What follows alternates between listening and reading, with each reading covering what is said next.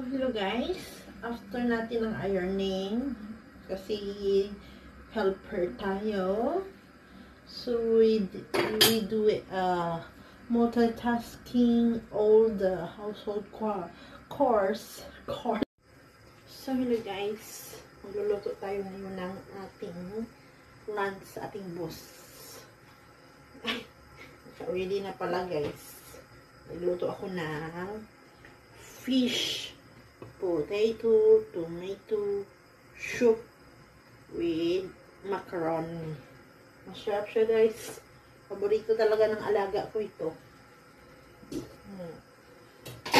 So, if you wanna see, is this now? Yan. And then, mag-boil tayo ng ating water for the vegetables. This is cauliflower. Ito yung paborito ng aking boss. So, kailangan nating lutuan ng yummy para sahod ay marami. Cheers! Ito lang ang aming lunch for today. So, araw-araw naman nagluluto tayo dito. Kasi tayo ay helper. So, we can do it.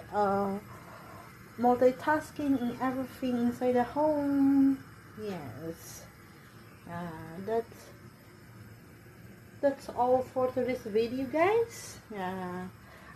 We can see again my video and the next time. Okay, sorry, I don't know how to speak English, but I try my best.